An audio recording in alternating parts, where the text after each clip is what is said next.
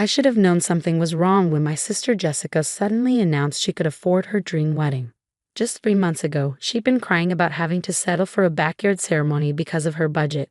Now here she was, throwing the most extravagant wedding our small town had ever seen. The historic mansion venue alone cost a fortune, not to mention the premium open bar, 5-course gourmet dinner, and that designer dress she'd been gushing about all morning. A dress that cost more than my car. Isn't it gorgeous? Jessica twirled in front of the full-length mirror in the bridal suite, the delicate beadwork catching the light. I still can't believe I found it on sale. I forced a smile, bouncing my 4-year-old daughter Emma on my hip.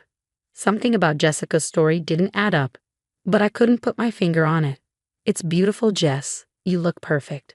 Sale? Our mother raised an eyebrow. I thought you said it was a sample dress. Jessica's reflection flickered for just a moment before her smile widened. Right, a sample sale. That's what I meant.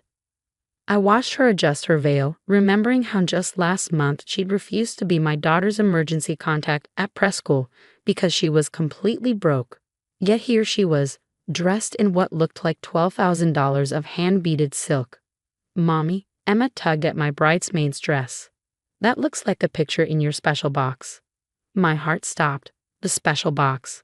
My grandmother's antique jewelry box, where I'd been keeping my savings for Emma's medical fund. She needed surgery for her hearing impairment, and insurance would only cover part of it. I'd been secretly saving for 2 years, keeping the money hidden because my ex-husband would have tried to claim it in our ongoing custody battle. What special box, sweetie? I tried to keep my voice steady.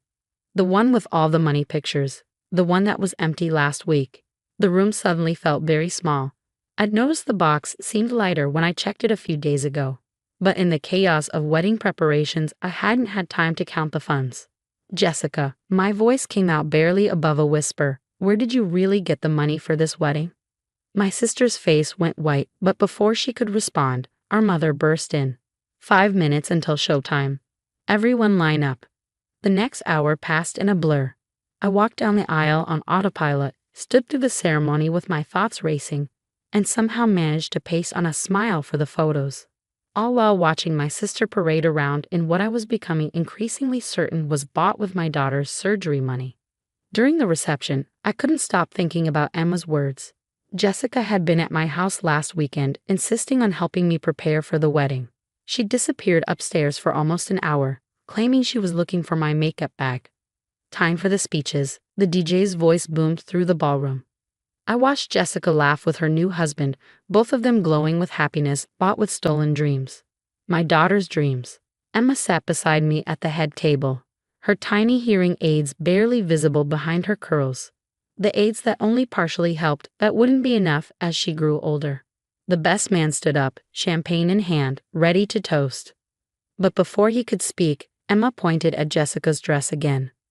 Mommy, it's just like the picture. The one from your special box with all the money for my ears. The room went silent. 200 pairs of eyes turned toward us. Jessica's champagne glass froze halfway to her lips. Emma, sweetie, I said slowly, loud enough for everyone to hear. What do you mean about Mommy's special box? The box with the pictures of money. Auntie Jessie was counting them in your room last week. She put them in her purple bag. Jessica jumped to her feet, her designer dress rustling. She's just a child, she doesn't know what she's talking about.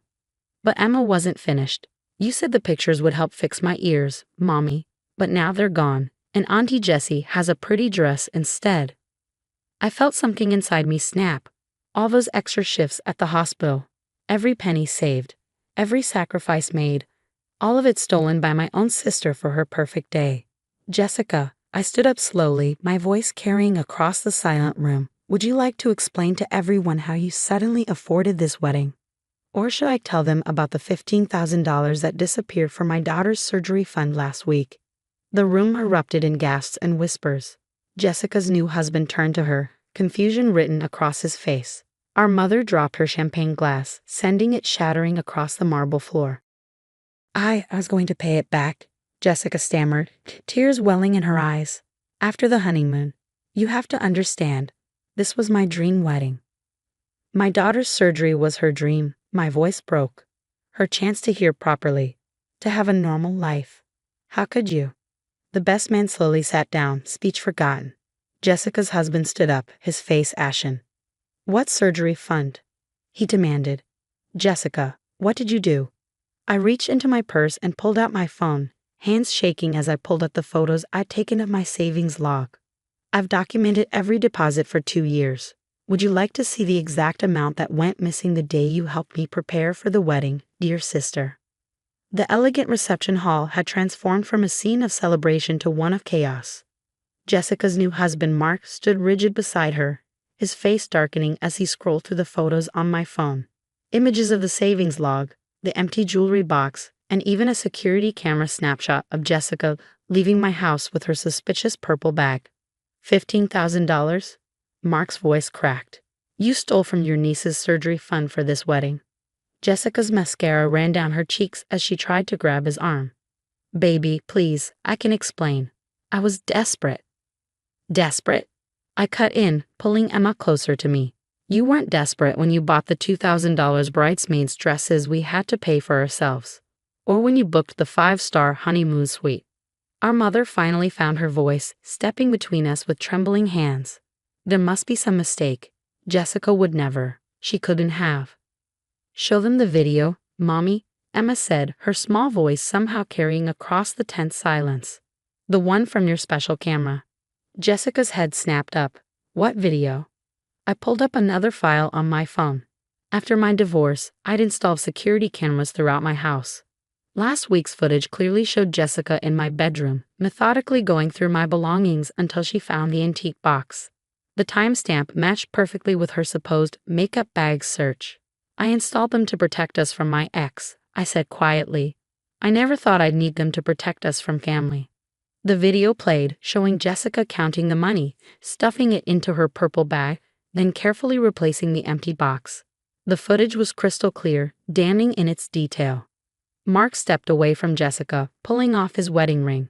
I can't believe this. You told me your parents gave you the money for the wedding. You said it was an early inheritance. Mom and Dad can barely afford their mortgage, I said, watching my sister crumble. They remortgaged their house last year. Another lie, Jess.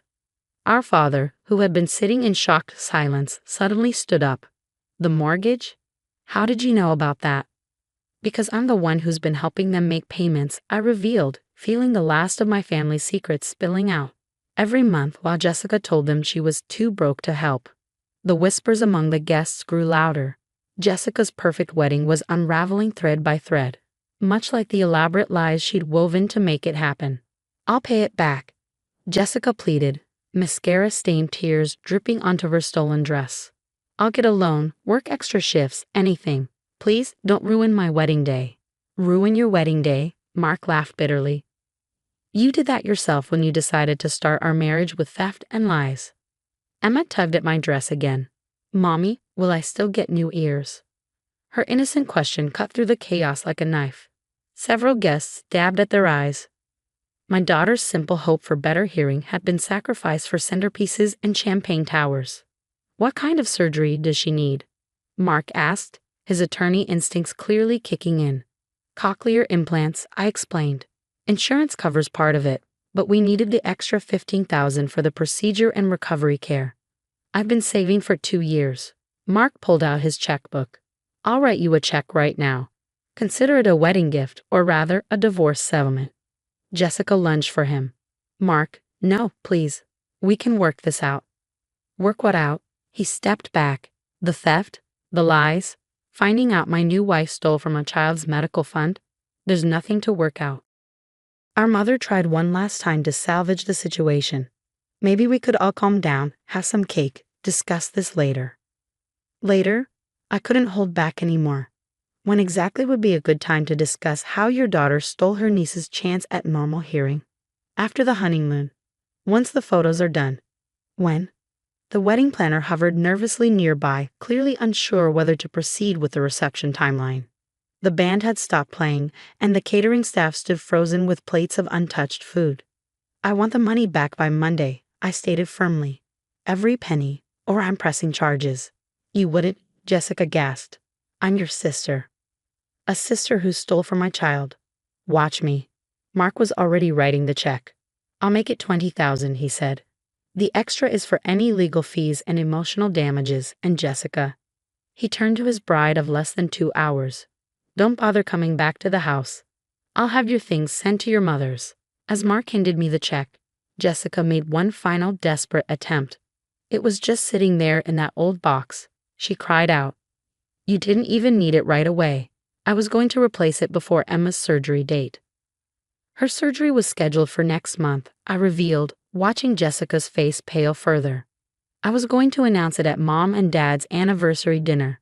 Surprise, your lies have consequences. The wedding planner finally found her courage. Should I tell the band to start packing up? Before anyone could respond, Emma spoke up again, her voice clear despite her hearing challenges. Does this mean I get my new ears now, Mommy? 2 months later, I sat in the hospital waiting room, clutching Emma's favorite stuffed bunny while she underwent her cochlear implant surgery. The events of Jessica's wedding had become somewhat of a local legend, with Mark filing for annulment the very next day and my sister moving back in with our parents in disgrace.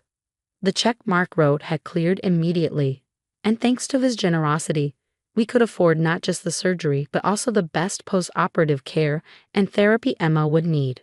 Sometimes karma works in unexpected ways. Mrs. Thompson. A nurse appeared with a gentle smile. Emma's surgery went perfectly. She's in recovery now. I released a breath I hadn't realized I'd been holding. As I followed the nurse down the sterile hallway, my phone buzzed with yet another text from Jessica. Please let me come see Emma. I need to make things right. I ignored it just as I'd ignored the dozens of messages, tearful voicemails, and attempted visits over the past 2 months. Some betrayals cut too deep for simple apologies to heal. Emma looked tiny in the recovery bed, her head wrapped in bandages.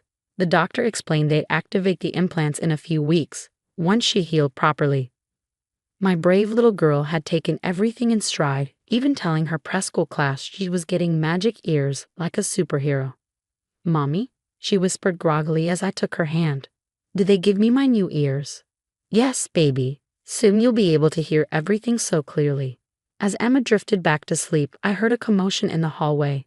To my disbelief, Jessica was arguing with a nurse, trying to push her way into the recovery room.